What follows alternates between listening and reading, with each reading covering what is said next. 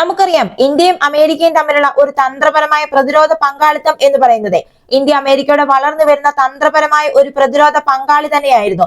പ്രത്യേകിച്ച് Indo Pacific മേഖലയിൽ ചൈനയുടെ വർദ്ധിച്ചു വരുന്ന സ്വാധീനത്തെക്കുറിച്ച് ഇരു രാജ്യങ്ങളും ആശങ്കകളൊക്കെ പങ്കിട്ടിരുന്നു. Communications compatibility and security agreement, basic exchange and cooperation agreement പോലുള്ള കരാറുകളും ഇരു രാജ്യങ്ങളും തമ്മിൽ നല്ലൊരു സൈനിക ബന്ധത്തിനാണ് അടിത്തറയൊരുക്കിയത്. അതായത് വർഷങ്ങളായി തന്നെ അമേരിക്കയും ഇന്ത്യയും തമ്മിൽ ഒരു പ്രതിരോധ ബന്ധമെന്ന് പറയുന്നത് വളരെയധികം ആഴത്തിലായിരുന്നു. എന്നാൽ ഇപ്പോൾ പ്രതിരോധ ആയുധങ്ങളുടെ ഏറ്റെടുക്കലുകൾക്ക് ഒരു തടസ്സം നേരിട്ടിരിക്കുകയാണ്. ഈ അടുത്തിടെ ഫിനാൻഷ്യൽ ടൈംസ് ഒരു റിപ്പോർട്ട് പുറപ്പെടുവിച്ചിരുന്നു.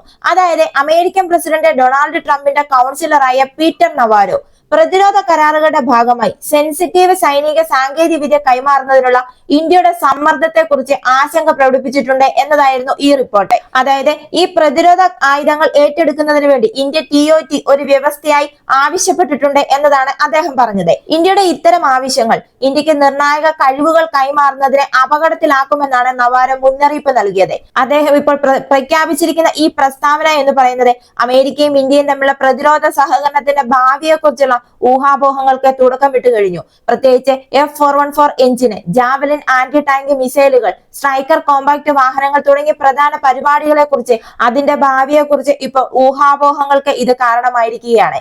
അതായത് സംഘർഷങ്ങൾ രൂക്ഷമാകുമ്പോൾ ചോദ്യങ്ങൾ ഉയർന്നു വരുന്നു എന്ന് വേണം പറയാൻ. ഉയർന്ന ഓഹരികളുള്ള ഈ പ്രതിരോധ ഇടപാടുകളിൽ അമേരിക്ക സാങ്കേതിക വിദ്യ കൈമാറ്റം ഒരു ലിവറേജായി ഉപയോഗിക്കുമോ എന്നതാണ് ഇപ്പോൾ ഉയർന്നു വരുന്ന ചോദ്യങ്ങൾ. നമ്മുടെ ഇന്ത്യ മുന്നോട്ട് പോകുന്നത് ആത്മനിർഭർ ഭാരത് സംരംഭത്തിന് കീഴിൽ സാങ്കേതിക സ്വാശ്രയത്വം കൈവരിക്കുക എന്ന ലക്ഷ്യത്തോടെയാണ്. ഇവിടെ ഈ ബോയിങ് PATI നിരീക്ഷണ വിമാനങ്ങൾ, ജനറൽ ഡൈനാമിക്സിന്റെ സ്ട്രൈക്കർ ഇൻഫൻട്രി കോമ്പാക്ട് വാഹനങ്ങൾ, റേത്തിയോൺ, ലോക്ഹീഡ് മാർട്ടിൻ എന്നിവർ വികസിപ്പിച്ചെടുത്ത ജാവലിൻ ആന്റി ടാങ്ക് മിസൈലുകൾ എന്നിവ ഉൾപ്പെടെയുള്ള അമേരിക്കയുമായുള്ള നിരവധി ഉന്നത പ്രതിരോധ കരാറുകൾ ഇന്ത്യ താൽക്കാലികമായി നിർത്തിവെച്ചതായിട്ടുള്ള റിപ്പോർട്ടുകളൊക്കെ ഇപ്പോൾ പുറത്തു വരുന്നുണ്ട്. ഈ സമയത്താണ് നവാരയുടെ ഈ അഭിപ്രായങ്ങൾ ഉയർന്നു വന്നിരിക്കുന്നത്. ട്രംപ് ഭരണകൂടം ഏർപ്പെടുത്തിയ വർദ്ധിപ്പിച്ച താരിഫുകളോടുള്ള ഇന്ത്യയുടെ പ്രതികരണമാണ് ഈ കാലതാമസത്തിന് കാരണം എന്നും പറയപ്പെടുന്നുണ്ട്. എന്തായാലും ഇപ്പോൾ ഈ നവാരോയുടെ പ്രസ്താവന നോക്കുകയാണെങ്കിൽ അമേരിക്കയ്ക്കും ഇന്ത്യയും ഇടയിലുള്ള ഉഭയകക്ഷി ബന്ധങ്ങളിൽ ഒരു പിരിമുറുക്കം ഉണ്ടാക്കാനുള്ള എല്ലാ സൂചനകളും ഇത് നൽകുന്നുണ്ട്. ഇപ്പോൾ അമേരിക്കയും ഇന്ത്യയും തമ്മിലുള്ള പ്രധാന പ്രതിരോധ പദ്ധതികൾ എന്തൊക്കെയാണെന്ന് നോക്കുകയാണെങ്കിൽ ഇതിൽ ആദ്യത്തേതും ഏറ്റവും പ്രധാനമെന്ന് പറയുന്നത് F414 എഞ്ചിനാണ്. ഈ അമേരിക്കയുടെ ജനറൽ ഇലക്ട്രിക് നിർമ്മിക്കുന്ന ഈ F414 എഞ്ചിൻ ഇന്ത്യയുടെ തദ്ദേശീയ തേജസ് മാർക്ക് II യുദ്ധ വിമാന പദ്ധതിക്ക് വളരെയധികം നിർണായകമാണ്. ഈ എഞ്ചിനുകളുടെ പ്രാദേശിക ഉൽപാദനവും അറ്റകുറ്റപ്പണിയും പ്രാപ്തമാക്കുന്നതിന് ഇന്ത്യ അമേരിക്കയുടെ TOT ആവശ്യപ്പെട്ടിട്ടുമുണ്ട്. എന്നാൽ F414മായി ബന്ധപ്പെട്ട സെൻസിറ്റീവ് സാങ്കേതിക വിദ്യ കൈമാറുന്നതിനെ കുറിച്ചുള്ള ആശങ്കകൾ ഈ നവാരോയുടെ പരാമർശങ്ങളിൽ പ്രത്യേകം എടുത്തു പറഞ്ഞിട്ടുണ്ട്. അത്തരം കഴിവുകൾ റഷ്യ അല്ലെങ്കിൽ ചൈന പോലുള്ള എതിരാളികളുമായി പങ്കിടാൻ കഴിയുമെന്ന് അമേരിക്ക ഭയപ്പെടുന്നു എന്നാണ് ഇദ്ദേഹം സൂചിപ്പിച്ചിരിക്കുന്നത്. അതായത് ഇന്ത്യക്ക് F414 എഞ്ചിന്റെ സാങ്കേതിക വിദ്യ കൈമാറുകയാണെങ്കിൽ ഇന്ത്യ അത് റഷ്യക്കോ അല്ലെങ്കിൽ ചൈനയ്ക്കോ ഈ അമേരിക്കയുടെ എതിരാളികളുമായി പങ്കിടാനുള്ള സാധ്യത ഉണ്ട് എന്നാണ് അദ്ദേഹം ഇപ്പോൾ സൂചിപ്പിച്ചിരിക്കുന്നത്. അമേരിക്കയുമായുള്ള ഇന്ത്യയുടെ മറ്റൊരു പ്രതിരോധ പദ്ധതി എന്ന് പറയുന്നത് ജാവലിൻ ആന്റി ടാങ്ക് മിസൈലുകളാണ്. അതായത് തീയും വെടിയുണ്ടയും മറക്കാത്ത ടാങ്ക് വിരുദ്ധ മിസൈൽ സംവിധാനമായ ജാവലിൻ ആധുനിക കാലാൾപ്പട യുദ്ധത്തിന്റെ ഒരു മൂലക്കല്ല് തന്നെയാണ്. ജാവലിൻ സ്വന്തമാക്കാനുള്ള ഇന്ത്യയുടെ താല്പര്യത്തിൽ ആഭ്യന്തര പ്രതിരോധ വ്യവസായത്തെ ശക്തിപ്പെടുത്തുന്നതിനായി സഹ ഉൽപാദനത്തിനും സാങ്കേതിക വിദ്യ പങ്കിടലിനുമുള്ള പ്രേരണയും ഉൾപ്പെടുന്നുണ്ട്. അതേപോലെ തന്നെ ഇതിന്റെയും TOT നൽകാൻ അമേരിക്ക വിമുഖത കാണിച്ചിരിക്കുകയാണ്. അതുകൊണ്ട് തന്നെ ഈ കരാറും ഇപ്പോൾ അപകടത്തിലാണ് എന്ന് വേണം പറയാൻ. പ്രത്യേകിച്ച് മറ്റ് ആഗോള വിതരണക്കാരിൽ നിന്ന് ബദൽ സംവിധാനങ്ങൾ ഇന്ത്യ ഇപ്പോൾ പര്യവേഷണം ചെയ്യാൻ ആരംഭിച്ചു കഴിഞ്ഞു. അടുത്ത ഒരു പ്രധാനപ്പെട്ട പദ്ധതിയാണ് സ്ട്രൈക്കർ കോമ്പാക്ട് വെഹിക്കിൾസ്. അതായത് ചക്രങ്ങളുള്ള കവചിത വാഹനങ്ങൾ ഉൾപ്പെടുന്ന സ്ട്രൈക്കർ പ്രോഗ്രാം. ഇന്ത്യയുടെ യന്ത്രവൽകൃത കാലാൾപ്പടയെ ആധുനികവൽക്കരിക്കാനുള്ള ശ്രമത്തിന്റെ ഒരു ഭാഗമാണിത്.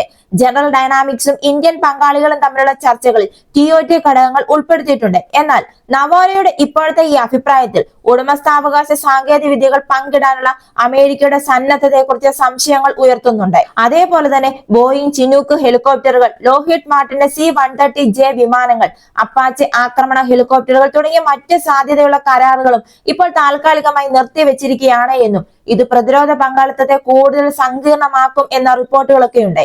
ഇന്ത്യ റഷ്യയുമായും ചൈനയുമായി ആകർഷികമായി ഇടപഴകുന്നു എന്ന നവാരോയുടെ പരാമർശം ഇന്ത്യയുടെ ചേരിചേരാ വിദേശ നയത്തെക്കുറിച്ചുള്ള അമേരിക്കയുടെ ആശങ്കയെ പ്രതിഫലിപ്പിക്കുന്നു എന്നാണ് പറയുന്നത്. ഇന്ത്യ റഷ്യയുമായി ദീർഘകാല പ്രതിരോധ ബന്ധം നിലനിർത്തുന്നുണ്ട്. S-400 വ്യോമ പ്രതിരോധ സംവിധാനം വാങ്ങിയതിലൂടെ ഇത് വളരെയധികം വ്യക്തമായ കാര്യവുമാണ്. ഇന്ത്യ ഈ S-400 വാങ്ങിയത് അമേരിക്കയുമായി ഒരു തർക്ക വിഷയമായതുമാണ്. കാരണം അമേരിക്കയുടെ എതിരാളികൾക്കെതിരായുള്ള ഉപരോധ നിയമത്തിന് കീഴിലുള്ള സാധ്യതയുള്ള ഒരു ഉപരോധങ്ങൾ കാരണമാണ് അമേരിക്ക ഇതൊരു തർക്ക വിഷയമാക്കിയത്. S-400 US നിർമ്മിച്ച സൈനിക ആസ്തികളെ വിട്ടുവീഴ്ച ചെയ്യുന്നില്ല എന്ന് ഉറപ്പാക്കാൻ ഇന്ത്യ സാങ്കേതിക പരിഹാരങ്ങൾ വാഗ്ദാനം ചെയ്തിട്ടുണ്ട്. എന്നാൽ ഈ ഉറപ്പുകൾ വാഷിംഗ്ടണിന്റെ ആശങ്കകളെ പൂർണ്ണമായും ലഘൂകരിക്കണമെന്നില്ല. അതേപോലെ തന്നെ ഇപ്പോൾ ഉയർന്നു വരുന്ന മറ്റൊരു പ്രശ്നമാണ് അതിർത്തി സംഘർഷങ്ങൾക്കിടയിലും ചൈനയുമായുള്ള ഇന്ത്യയുടെ സാമ്പത്തിക തന്ത്രപരമായ ഇടപെടൽ വളർന്നു വരുന്നത് ഇപ്പോൾ മറ്റൊരു സങ്കീർണത ഇപ്പോൾ അമേരിക്കയിൽ സൃഷ്ടിച്ചിരിക്കുന്നു എന്ന് വേണം പറയാൻ. അതായത് ഈ കഴിഞ്ഞ ദിവസമാണ് ന്യൂഡൽഹിയിൽ വെച്ച് നമ്മുടെ വിദേശകാര്യ മന്ത്രി S ജയശങ്കറും ചൈനീസ് വിദേശകാര്യ മന്ത്രി വാങ്ങിയുമായി കൂടിക്കാഴ്ചകൾ നടത്തിയത്. ഇന്ത്യയും ചൈനയും തമ്മിലുള്ള ബന്ധം സാധാരണ നിലയിലേക്കാകുന്നു എന്നതിന്റെ ചില സൂചനകളൊക്കെ ഇപ്പോൾ കാണുന്നുണ്ട്. വളങ്ങൾ, അപൂർവ ഭൂമി ധാതുക്കൾ, ടണൽ ബോറിംഗ് മെഷീനുകൾ എന്നിവയുടെ ഒരു വിതരണം പുനരാരംഭിക്കുമെന്ന് ചൈനീസ് വിദേശകാര്യമന്ത്രി വാങ്ങി തിങ്കളാഴ്ച ഇന്ത്യയിലെ വിദേശകാര്യമന്ത്രി S ജയശങ്കറിന് ഉറപ്പ് നൽകിയിരുന്നു. അതായത് ഇന്ത്യയും ചൈനയും തമ്മിലുള്ള ഒരു ബന്ധം ഉഭയകക്ഷിപരമായി അനുകൂലമായി മാറിയിരിക്കുകയാണ് ഇപ്പോൾ. അമേരിക്കയുടെ നയങ്ങളും തീരുമാനങ്ങളും ഒക്കെ ഇപ്പോൾ ഇന്ത്യയും ചൈനയും ലക്ഷ്യം വെക്കുമെന്നും അനിശ്ചിതത്വം മറികടക്കാൻ ഇരുപക്ഷവും ചർച്ച നടത്തണം എന്നുമൊക്കെയായിരുന്നു ഇരു രാജ്യങ്ങളിൽ നിന്നും പൊതുവായി ഉയർന്നു വന്ന അഭിപ്രായങ്ങൾ. ഒരു വർഷത്തോളമായിരുന്നു ഇന്ത്യയുടെ ഇറക്കുമതിക്ക് ചൈന നിയന്ത്രണം ഏർപ്പെടുത്തിയിരുന്നത്. അതുകൊണ്ട് തന്നെ വളങ്ങളുടെ TBMA, അപൂർവ എർത്ത് എന്നിവ വിതരണം ചെയ്യാൻ ചൈന സമ്മതിച്ചത് ഇപ്പോൾ ഒരു വലിയ പുരോഗതിയാണ് എന്നതാണ് വസ്തുത. കൃഷിക്കായി വളങ്ങളുടെ 30%, ഓട്ടോ പാർട്സുകൾക്കുള്ള അപൂർവ എർത്തും, റോഡ്, നഗര അടിസ്ഥാന സൗകര്യ വികസനത്തിനായി ടണൽ ബോറിംഗ് മെഷീനും ചൈന ഇപ്പോൾ ഇന്ത്യക്ക് നൽകുന്നു. ഈ ജയശങ്കറിന്റെയും വാങ്ങിയുടെയും കൂടിക്കാഴ്ചയിൽ അതിർത്തി ചർച്ചകളൊന്നും ഉൾപ്പെടുത്തിയിരുന്നില്ല. എന്നാൽ 3488 കിലോമീറ്റർ ഉള്ള ലൈൻ ഓഫ് ആക്ച്വൽ കൺട്രോൾ, അതായത് LACയിലെ ശക്തി കുറയ്ക്കുന്നതിന് വേണ്ടി അജിത് ഡോവൽ ഈ സെൻസിറ്റീവ് വിഷയം ഉന്നയിക്കുകയും കാര്യമായി ചർച്ചകൾ നടത്തുകയും ചെയ്തു. ലഡാക്കിലെ അതിർത്തി സംഘർഷവും പെട്രോളിംഗ് പ്രശ്നങ്ങളും പരിഹരിച്ചിട്ടുണ്ട് എങ്കിലും ഇന്ത്യയുടെയും ചൈനയുടെയും സൈന്യം ഇപ്പോഴും അതിർത്തിയിൽ തമ്പടിച്ചിട്ടുണ്ട്. അതേപോലെ തന്നെ പ്രത്യേക പ്രതിനിധി സംവിധാനത്തിന് കീഴിൽ ദേശീയ സുരക്ഷാ ഉപദേഷ്ടാവ് അജിത് ഡോവലുമായി വാങ് ചർച്ചകൾ നടത്തും എന്ന റിപ്പോർട്ടുകളുമുണ്ട്. അതെ, സമീപ മാസങ്ങളിൽ ചൈന ഏർപ്പെടുത്തിയ കയറ്റുമതി നിയന്ത്രണങ്ങളുമായി ബന്ധപ്പെട്ട ഇന്ത്യയുടെ 3 പ്രധാന ആശങ്കകൾ പരിഹരിക്കുമെന്നാണ് ചൈനീസ് പക്ഷം ഇപ്പോൾ വാഗ്ദാനം ചെയ്തിരിക്കുന്നത്. വളം, അപൂർവ മണ്ണ്, ടണൽ ബോറിംഗ് മെഷീനുകൾ എന്നിവയുടെ ആവശ്യകത ചൈന പരിഹരിക്കുന്നുണ്ട് എന്ന് വിദേശകാര്യമന്ത്രി വാങ് ഇന്ത്യയുടെ വിദേശകാര്യമന്ത്രി S ജയശങ്കറിന് ഉറപ്പു നൽകി. 2023 ചൈനയുടെ വളം കയറ്റുമതിയുടെ പകുതിയോളം ഇന്ത്യയിലേക്കാണ് എത്തിച്ചേർന്നത്. എന്നാൽ കഴിഞ്ഞ വർഷം എല്ലാ രാജ്യങ്ങളിലേക്കുമുള്ള വിൽപ്പന നിർത്തിവെച്ചു. അതേപോലെ തന്നെ ഈ കഴിഞ്ഞ മാസം ജൂണിൽ നിരോധനം ഇളവ് ചെയ്തു എങ്കിലും ഇതുവരെ ഇന്ത്യക്ക് മേലുള്ള നിയന്ത്രണങ്ങൾ അതേ രീതിയിൽ തന്നെ നിലനിർത്തുകയായിരുന്നു ചൈന. ഫെർട്ടിലൈസർ അസോസിയേഷൻ ഓഫ് ഇന്ത്യയുടെ കണക്കനുസരിച്ച് 2024-25 ചൈനയിൽ നിന്നുള്ള ഇന്ത്യയുടെ യൂറിയ ഇറക്കുമതി ഏകദേശം 1 ലക്ഷം ടണ്ണായിട്ടാണ് കുറഞ്ഞത്. അതേപോലെ തന്നെ ചൈന ഏർപ്പെടുത്തിയ ഈ നിയന്ത്രണങ്ങൾ മറികടക്കുന്നതിന് വേണ്ടി 5 വർഷത്തേക്ക് പ്രതിവർഷം 3.1 ദശലക്ഷം മെട്രിക് ടൺ DAP വളം നൽകുന്നതിന് ഇന്ത്യ കഴിഞ്ഞ മാസമാണ് സൗദി അറേബ്യയുമായി ദീർഘകാല കരാറുകളിൽ ഒപ്പുവെച്ചത്. ഇന്ത്യയിൽ വ്യാപകമായി ഉപയോഗിക്കുന്ന രണ്ടാമത്തെ വിള പോഷകമാണ് ഡൈ അമോണിയ ഫോസ്ഫേറ്റ് അല്ലെങ്കിൽ DAP. അതേപോലെ തന്നെ അഹമ്മദാബാദ്, മുംബൈ അതിവേഗ റെയിൽ പദ്ധതിക്കായി ഉദ്ദേശിച്ചിരുന്ന 3 വലിയ ടണൽ ബോറിംഗ് മെഷീനുകളുടെ കയറ്റുമതിയും ചൈന തടഞ്ഞു വെച്ചിരുന്നു.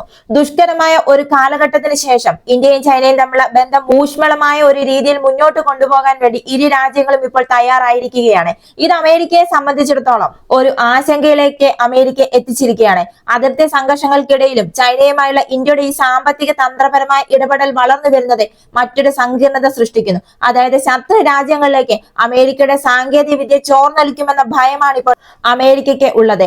ഇതിനെപ്പറ്റി എന്താണ് നിങ്ങളുടെ അഭിപ്രായം? മറക്കാതെ തന്നെ കമന്റ് ചെയ്യുക. ഈ വീഡിയോ ഇഷ്ടമായെങ്കിൽ ഒരു ലൈക്ക് തരിക. ഈ ചാനൽ നിങ്ങൾ ഇതുവരെയും സബ്സ്ക്രൈബ് ചെയ്തിട്ടില്ല എങ്കിൽ ഒന്ന് സബ്സ്ക്രൈബ് ചെയ്യുക. മറ്റൊരു വീഡിയോയുമായി വീണ്ടും കാണാം.